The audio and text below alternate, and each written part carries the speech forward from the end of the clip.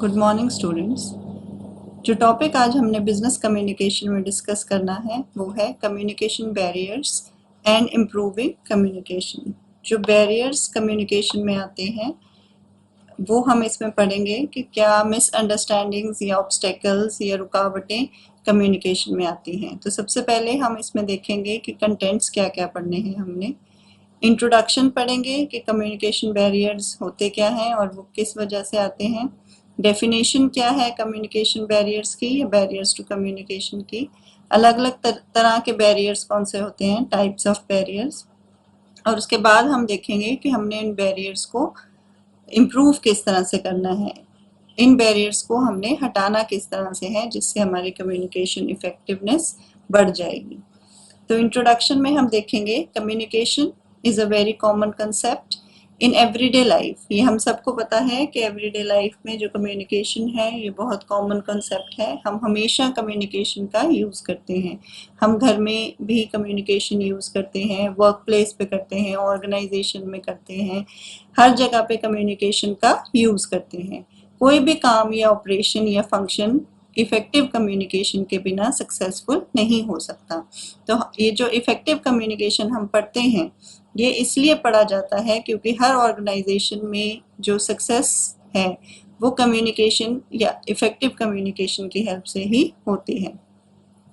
जब भी हम कम्युनिकेशन करते हैं ये नेचुरल है कि कोई बैरियर्स या कोई रुकावटें आती हैं कम्युनिकेशन में। कुछ ऑब्स्टेकल्स या रुकावटें जो हैं ये अवॉइडेबल होती हैं जिनको हम अवॉइड कर सकते हैं, और कुछ ऐसी होती हैं जिनको हम अवॉइड नहीं कर सकते। तो जिन रुकावटों को हम अवॉइड कर सकते हैं उनको अवॉइड करने के लिए किसी भी इंडिविजुअल को क्या करना ज़रूरी है, वो इनकलकेट करेगा इस तरह के skills, attitudes, traits among himself कि वो इफेक्टिवली ये सारे जो बैरियर्स हैं कम्युनिकेशन के उनको ओवरकम कर सकें। ये जो कम्युनिकेशन बैरियर्स हैं ये क्या हैं, इसकी डेफिनेशन क्या है। There are many communication barriers which tend to distort the messages that pass between the sender and the receiver. ये आप सब लोगों को पता है कि दो पार्टीज होती हैं इसमें, एक होता है सेंडर जो मैसेज देता है और एक होता है रिसीवर जो मैसेज रिसीव करता है। जब भी इन दोनों के बीच में कोई मैसेज प्रॉपरली पास नहीं होता या मैसेज पास होने में कोई डिस्टॉर्शन हो जाती है तो उस टाइम पे कम्युनिकेशन बैरियर अराइज होते हैं। ये जो कम्युनिकेशन बैरियर्स हैं ये ऑर्गेनाइजेशन मेंबर्स के बीच में मिसअंडरस्टैंडिंग्स और कॉन्फ्लिक्ट्स पैदा करते हैं।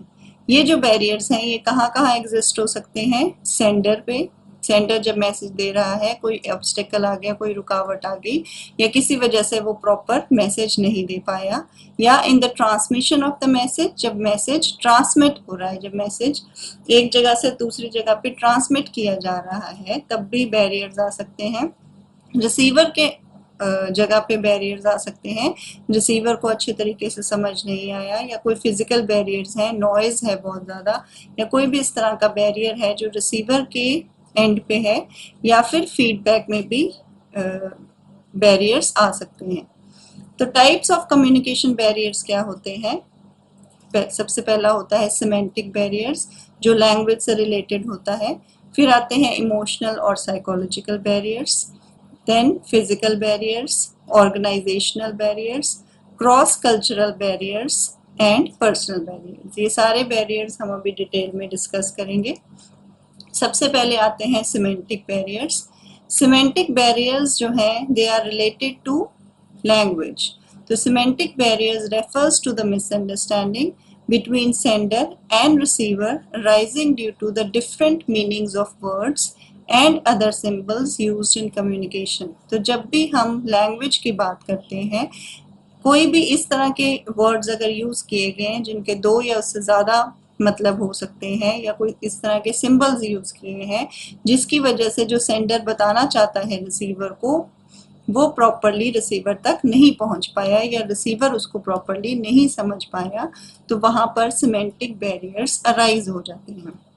Semantic barriers usually arise when the information is not in simple language and contains those words or symbols that have multiple meanings। तो कब arise हो जाते हैं ये, या तो मैसेज सिंपल लैंग्वेज में नहीं दिया गया, या वो मैसेज में इस तरह के वर्ड्स और सिंबल्स को यूज किया गया है जिनके एक से ज़्यादा मीनिंग हो सकते हैं। तो कौन कौन से तरह के सिमेंटिक बैरियर्स हो सकते हैं? सबसे पहले वर्ड्स विद डिफरेंट मीनिंग्स। आप इस तरह के वर्ड्स यूज करते हो जिनके दो या उससे ज़्यादा मीनिंग होते हैं। तो जो सेंडर है वो किसी और कंटेक्स्ट में उस वर्ड को बोलेगा और रिसीवर उसको कुछ और समझेगा, तो यहाँ पे सिमेंटिक बैरियर अराइज हो जाता है। इसी तरह से second type of semantic barrier हो सकता है फॉल्टी ट्रांसलेशन। जब आप एक लैंग्वेज से दूसरी लैंग्वेज में ट्रांसलेट करते हो, उस टाइम पे अगर वो फॉल्टी हो गया तब भी आपके जो सिमेंटिक बैरियर हैं वो अराइज हो जाएंगे और रिसीवर को सेंडर की बात अच्छे तरीके से समझ नहीं आएगी। इसी तरह से कुछ अनक्लैरिफाइड अजम्पशंस हो सकती हैं। जो सेंडर है वो अजम्पशन लेके चलता है कि आप जो रिसीवर्स हैं उनको नॉलेज है, एक पर्टिकुलर लेवल की नॉलेज है, लेकिन इस तरह की नॉलेज उनको नहीं होती, तो रिसीवर की जो बात, जो सेंडर की बात है वो रिसीवर तक प्रॉपरली नहीं पहुंचती। इसी तरह से डिनोटेशंस एंड कॉनोटेशंस हो सकते हैं। डिनोटेशंस एंड कॉनोटेशंस भी वर्ड्स के डिफरेंट तरीके के मीनिंग्स पे डिपेंड करता है। डिनोटेशन में आप वर्ड सिंपली जो डिक्शनरी मीनिंग है वो लेते हो, लेकिन कॉनोटेशन में उसके साथ जो फीलिंग्स जुड़ी हैं वो भी ली जाती हैं। तो आप उनकी जो सेंडर है उसकी फीलिंग्स को, उसके वर्ड्स को प्रॉपरली समझ पा रहे हो या नहीं, उसकी वजह से अगर आप उसको ठीक से नहीं समझते, उसकी फीलिंग्स, जिन फीलिंग्स से वो आप मैसेज दे रहा है वो नहीं समझ पाते, तो ये वाला सिमेंटिक बैरियर अराइज हो जाता है। इसी तरह से नेक्स्ट आता है टेक्निकल जार्गन। टेक्निकल जार्गन में अगर इस तरह के वर्ड्स यूज किए जाते हैं जो बहुत ज्यादा टेक्निकल हैं, जो एक लेमैन को समझ नहीं आते, तो वहां पर भी सिमेंटिक बैरियर अराइज हो जाता है। इसलिए सिंपल लैंग्वेज यूज करना जरूरी है। अगर टेक्निकल वर्ड्स बहुत ज्यादा यूज किए जाएंगे तो ऑडियंस को मैसेज समझ नहीं आएगा। इसी तरह से बैड एक्सप्रेशन हो सकता है। जो सेंडर है उसका एक्सप्रेशन बहुत ज्यादा अच्छा नहीं है बोलने वक्त, तब भी रिसीवर उसके मैसेज को प्रॉपरली नहीं समझ पाएंगे और उसकी वजह से सिमेंटिक बैरियर अराइज हो जाएंगे। नेक्स्ट काइंड ऑफ बैरियर्स आते हैं इमोशनल और साइकोलॉजिकल बैरियर्स। इमोशनल और साइकोलॉजिकल बैरियर्स जो हैं वो साइकोलॉजिकल स्टेट को रेफर करते हैं, जैसे opinions, attitudes, status, consciousness, emotions किसी भी पर्सन के, जो उसके एबिलिटी टू कम्युनिकेट को इफेक्ट करता है। तो जिस तरह की एटीट्यूड का पर्सन होगा या जिस तरह के इमोशंस होंगे उसके, वो उसी तरीके से कम्युनिकेट करेगा। तो communication largely depend upon the mental condition of a person. ये सब आप सब लोगों को पता है कि जो पर्सन की मेंटल कंडीशन है, अगर वो साउंड नहीं होती या इमोशनल कंडीशन साउंड नहीं होती तो वो अच्छे तरीके से कम्युनिकेट नहीं कर पाता। तो सेंडर और रिसीवर दोनों की जो मेंटल कंडीशन है या इमोशनल कंडीशन है वो स्टेबल होनी चाहिए, साउंड होनी चाहिए। क्या बैरियर्स आ सकते हैं इमोशनल या साइकोलॉजिकल बैरियर्स? सबसे पहला हो सकता है लैक ऑफ अटेंशन। जो रिसीवर है उसकी अटेंशन नहीं है मैसेज की तरफ, वो सेंडर की बात को ध्यान से नहीं सुन रहा, तब जो मैसेज है सेंडर का वो रिसीवर तक प्रॉपरली नहीं पहुंच पाएगा। सेकंड आता है pre mature evaluation. Pre mature evaluation क्या है कि रिसीवर सेंडर की बात पूरी तरह सुनने से पहले ही इवैल्यूएट कर लेता है कि ये क्या बोलना चाहता है। उसमें बहुत बारी गलत इवैल्यूएशन होती है। यहाँ पर प्री मैच्योर इवैल्यूएशन जो है ये एक तरह का इमोशनल बैरियर है या साइकोलॉजिकल बैरियर है जो अराइज होता है जब आप पहले ही सोच लेते हो कि सेंडर आज क्या बोलेगा। इसी तरह से नेक्स्ट है पुअर रिटेंशन। पुअर रिटेंशन में जब रिसीवर सुनते हैं बात को, वो बात पूरी तरह से रिटेन नहीं कर पाते, वो याद नहीं रख पाते, आधी बात याद रहती है, आधी बात भूल जाती है। तो ये भी एक साइकोलॉजिकल बैरियर है। नेक्स्ट आता है लॉस बाय ट्रांसमिशन। जब ट्रांसमिट हो रहा है मैसेज एक जगह से दूसरी जगह पे, जब आप आगे बात बता रहे हो किसी को, तब भी उसमें काफी ज्यादा लॉस हो जाता है मैसेज का। डिस्ट्रस्ट, आप ट्रस्ट नहीं करते सेंडर के ऊपर कि वो सच बोल रहा है या वो गलत बोल रहा है, तब भी एक इमोशनल बैरियर है, आप उसकी बात ध्यान से नहीं सुनना चाहते। इसी तरह से इमोशंस पे भी डिपेंड करेगा कि आप उस टाइम पे प्रॉपरली उसकी बात सुन रहे हो या नहीं सुन रहे, और अगर नहीं सुन पाते इमोशंस की वजह से, तो आपका जो साइकोलॉजिकल या इमोशनल बैरियर्स हैं वो अराइज हो जाते हैं। इसी तरह से नेक्स्ट आते हैं फिजिकल बैरियर्स। फिजिकल बैरियर्स हैं जो फिजिकली आपके आसपास चीज़ें हैं उनसे रिलेटेड जो बैरियर्स होते हैं, जो एनवायरनमेंट से रिलेटेड बैरियर्स होते हैं, उनको हम फिजिकल बैरियर्स बोलते हैं। तो major environmental physical barriers are time, place, space, climate and noise. तो ये जो हमारे फिजिकल बैरियर्स हैं, कुछ को आप बहुत आसानी से ऑल्टर कर सकते हो, जबकि कुछ ऐसे होते हैं जो इजीली हटाए नहीं जा सकते और वो इफेक्टिव कम्युनिकेशन को इफेक्ट करते हैं, उसको पूरी तरह से कंप्लीट नहीं करने देते।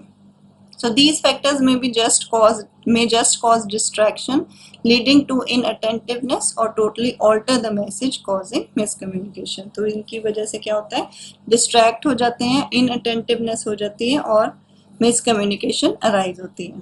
तो क्या है physical barriers? Major physical barriers हैं टाइम, प्लेस, नॉइज, स्पेस। तो ये हमने अभी पहले भी किया कि कुछ ये ऐसे होते हैं जिनको आप इजीली ऑल्टर कर सकते हो, और कुछ टफ होते हैं ऑल्टर करने के लिए, इफेक्टिव कम्युनिकेशन के प्रोसेस को ये खराब कर देते हैं। नेक्स्ट आते हैं ऑर्गेनाइजेशनल बैरियर्स। ऑर्गेनाइजेशनल बैरियर्स वो हिंड्रेंसेस हैं जो ऑर्गेनाइजेशन में जो इंफॉर्मेशन फ्लो है बिटवीन द एम्प्लॉयज, उसको पूरी तरह नहीं होने देते। तो और जो फ्लो ऑफ इंफॉर्मेशन होना चाहिए ऑर्गेनाइजेशन में, वो प्रॉपरली नहीं हो पाता due to these organisational barriers. तो कौन से ऑर्गेनाइजेशनल बैरियर्स हो सकते हैं? रूल्स एंड पॉलिसीज में कुछ प्रॉब्लम है जो प्रॉपरली समझ नहीं आ रही सेंडर को या रिसीवर को, उसकी वजह से ऑर्गेनाइजेशनल बैरियर्स हो सकते हैं। हायरार्किकल पोजीशंस की वजह से ऑर्गेनाइजेशनल बैरियर्स हो सकते हैं। इसी तरह से ऑर्गेनाइजेशनल फैसिलिटीज़ की वजह से ऑर्गेनाइजेशनल बैरियर्स हो सकते हैं, और कॉम्प्लेक्स ऑर्गेनाइजेशनल स्ट्रक्चर्स की वजह से भी ऑर्गेनाइजेशनल बैरियर्स हो सकते हैं। नेक्स्ट आते हैं कल्चरल बैरियर्स। कल्चरल बैरियर्स वहाँ अराइज होते हैं जहाँ पर एक से ज़्यादा कल्चर के लोग रहते हैं। जैसे आप लोगों को पता है कि इंडिया एक मल्टीकल्चरल कंट्री है। इसी तरह से आजकल जो बिग ऑर्गेनाइजेशंस हैं वहाँ पे सब कंट्रीज़ के या सब रीजन्स के लोग काम करते हैं, और वहाँ पर अलग अलग कल्चर के लोग एक साथ टीम्स में मिलकर काम करते हैं। तो वहाँ पर कल्चरल बैरियर्स आने नेचुरल हैं। कल्चर जो है that provides people ways of thinking. Culture के हिसाब से लोग सोचते हैं, चीज़ों को देखते हैं, सुनते हैं, इंटरप्रेट करते हैं। तो जिस तरह से उनका कल्चर है, जिस तरह से उनकी अपब्रिंगिंग हुई है जिस कल्चर के बीच में, वो उसी हिसाब से चीज़ों को या वर्ल्ड को इंटरप्रेट करते हैं, बातों को इंटरप्रेट करते हैं। इस वजह से, कल्चर की वजह से काफ़ी बैरियर्स आ जाते हैं, क्योंकि similar words can mean different things to people from different cultures, even when they talk same language. एक ही लैंग्वेज में अलग अलग वर्ड्स के वो अलग अलग मीनिंग्स, एक ही वर्ड के अलग अलग मीनिंग्स निकाल सकते हैं अगर वो अलग अलग कल्चर में रहते हैं। तो ये कल्चरल बैरियर्स जो हैं, ये किस तरह से ये कौन से हो सकते हैं? जब आप अलग कल्चर में पले बड़े हो, तो आपकी एक कल्चर में कोई आपका बिहेवियर नेचुरल माना जाता है, लेकिन एक में उस बिहेवियर को बुरा माना जाता है। नेक्स्ट आते हैं personal barriers. Personal barriers relate to the factors that are personal to the sender and the receiver and act as a hindrance in communication process. तो personal है जो sender और receiver को, और वो obstacle create करते हैं communication process में। तो ये factors क्या हो सकते हैं? Life experiences हो सकते हैं, emotions हो सकते हैं, attitudes हो सकते हैं, behaviors हो सकते हैं, जो किसी person के ability to communicate को affect करते हैं। कॉमन पर्सनल बैरियर्स क्या हैं? Selective attention. आप किसी चीज़ पे तो अटेंशन देना चाहते हो, किसी सेंडर को तो अटेंशन देना चाहते हो, लेकिन किसी सेंडर को आप अटेंशन नहीं देना चाहते। तो आप सिलेक्ट करते हो कि इस चीज़ में मैंने अटेंशन देनी है, इस चीज़ में मैंने अटेंशन नहीं देनी। नेक्स्ट हो सकता है लैक ऑफ नॉलेज, आपको उस पर्टिकुलर मैसेज के बारे में या उस पर्टिकुलर टॉपिक के बारे में कोई नॉलेज नहीं है, तब भी आपके पर्सनल बैरियर्स आ सकते हैं। आपकी वोकेबलरी कम है, या तो सेंडर की वोकेबलरी कम है या फिर रिसीवर की वोकेबलरी कम है। लैक ऑफ वोकेबलरी भी एक पर्सनल बैरियर होता है। लैक ऑफ लिसनिंग स्किल्स, आप ध्यान से बात नहीं सुन सकते, आप में लिसनिंग स्किल नहीं है, आप सुनोगे नहीं तो आपको समझ नहीं आएगी, तो ये भी एक तरह का पर्सनल बैरियर हो सकता है। और पर्सनल बैरियर्स क्या हो सकते हैं? लेस फेथ ऑन सबऑर्डिनेट्स, जब आप अपने सबऑर्डिनेट्स पे फेथ नहीं करते, विश्वास नहीं करते, उस टाइम पे आप प्रॉपरली उनके साथ कम्युनिकेशन नहीं करते, और यहाँ पर जो ऑर्गेनाइजेशनल बैरियर्स हैं वो अराइज होते हैं। इसी तरह से fair of challenge of authority, आप अथॉरिटी को चैलेंज नहीं करना चाहते, आप डरते हो, अपने सुपीरियर से बात करने वक्त डरते हो, या इस तरह का कोई चैलेंज आपको के चैलेंज से आपको डर लगता है, तब भी आप प्रॉपरली कम्युनिकेट नहीं करते। This is your personal barrier. Lack of incentives, आपको बात करने पे या मैसेज देने पे कोई इंसेंटिव नहीं मिल रहा, आपको कोई फायदा नहीं दिख रहा, तब भी आप कम्युनिकेट नहीं करना चाहते। या अनविलिंगनेस टू कम्युनिकेट, आप कम्युनिकेट करना ही नहीं चाहते, आप विलिंग ही नहीं हो कम्युनिकेट करने के लिए, तब भी आपका एक पर्सनल बैरियर है। किसी एक पर्सन से आप बात नहीं करना चाहते या उसकी बात नहीं सुनना चाहते, तो यहाँ पे अनविलिंगनेस टू कम्युनिकेट हो जाता है। तो ये सारे जो बैरियर्स हैं, जब ये अराइज होते हैं तो इनको हम पर्सनल बैरियर्स बोलते हैं। Now how will you overcome all these barriers? Communication को इफेक्टिव बनाने के लिए आपको इन सारे बैरियर्स को ओवरकम करना पड़ेगा।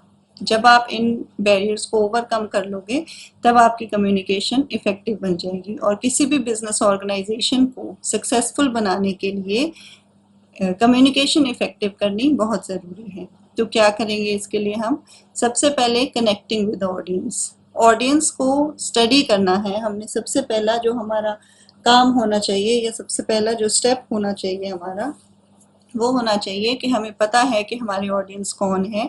ऑडियंस को एनालाइज करना है हमने, ऑडियंस को एनालाइज करेंगे, उसके बाद उनके साथ एक कनेक्शन बनेगा हमारा, और जब we connect with the audience तो हमारी कम्युनिकेशन इफेक्टिव हो जाएगी। जब हम अपने ऑडियंस से बात करते हैं तो हमने बहुत ज़्यादा डिफ़िकल्ट लैंग्वेज में बात नहीं करनी, हमने टेक्निकल वर्ड्स को यूज नहीं करना, हमने सिंपल वर्ड्स में कम्युनिकेट करना है। जितना सिंपल कम्युनिकेशन आप यूज़ करोगे उतना ही कम्युनिकेशन इफेक्टिव होगा। इसी तरह से आपकी जो बॉडी लैंग्वेज है वो पॉजिटिव होने चाहिए, आपके जेस्चर्स अच्छे होने चाहिए, आई कांटेक्ट, आपकी टोन, आपकी स्माइल, ये सब पॉजिटिव इम्पैक्ट अगर ऑडियंस पे क्रिएट करेगा, तभी आपकी बात जो है वो प्रॉपरली सुनेंगे ऑडियंस, और कम्युनिकेशन इफेक्टिव होगा। कल्चरल सेंसिटिविटी रखनी ज़रूरी है। जहाँ पर डिफरेंट कल्चर के लोग काम करते हैं, आपने इस बात का ध्यान रखना है कि आप उनके कल्चरल फीलिंग्स को हर्ट नहीं करोगे, आप उनके कल्चरल सेंसिटिविटी को ध्यान में रखोगे। इसके बाद आप उनकी फीडबैक से चेक करोगे कि वो आपकी बात को समझ पा रहे हैं या नहीं। चेकिंग फॉर अंडरस्टैंडिंग, आपकी बात या आपका मैसेज समझ आ रहा है उनको या नहीं आ रहा, या आप उन फीडबैक लोगे उनसे, और ये एक स्टेप आप रखोगे जब भी आप इफेक्टिव कम्युनिकेशन करना चाहोगे। इसी तरह से आप उनकी पार्टिसिपेशन सीख करोगे, आप उनसे पूछोगे, उनके सजेशंस लोगे, या उनसे क्वेरीज आप इनवाइट करोगे, ताकि आपको ये पता लगे कि वो आपके मैसेज में या आपके जो प्रेजेंटेशन है उसमें दे आर पार्टिसिपेटिंग। वो जब तक आपकी प्रेजेंटेशन में या आपके मैसेज में पार्टिसिपेट नहीं करेंगे, तब तक आपके पास फीडबैक नहीं आएगा। इफेक्टिव क्वेश्चंस, जब भी आपके ऑडियंस आपसे कोई क्वेश्चंस पूछते हैं, आपने उनको इफेक्टिवली आंसर करना है, या फिर आप भी अपने ऑडियंस से क्वेश्चंस पूछ सकते हो। तो जब भी कम्युनिकेशन टू वे होगी तो वो कम्युनिकेशन इफेक्टिव रहेगी। इसी तरह से आपने समराइज करना है लास्ट में, whatever has been said.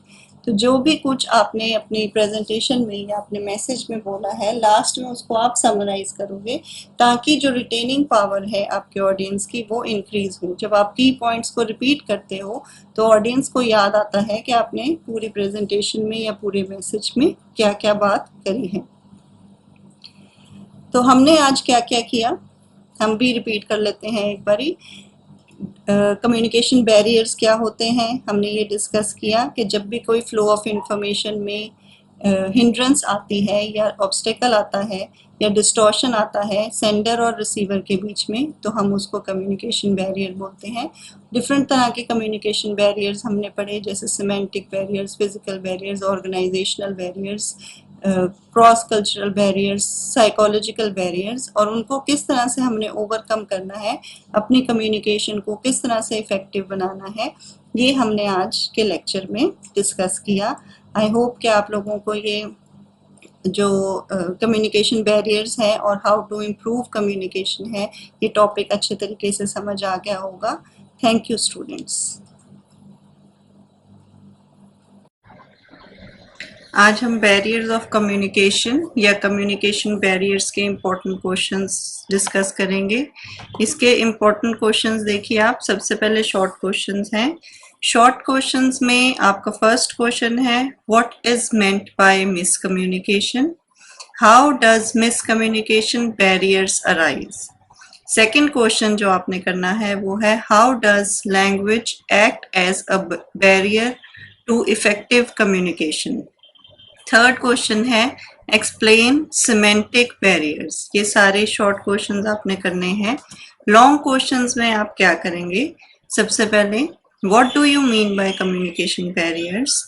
Explain the different types of barriers in brief. इसमें सारी तरह के बैरियर्स आपने डिस्कस करने हैं। नेक्स्ट क्वेश्चन आप करोगे, discuss the methods to remove barriers of communication.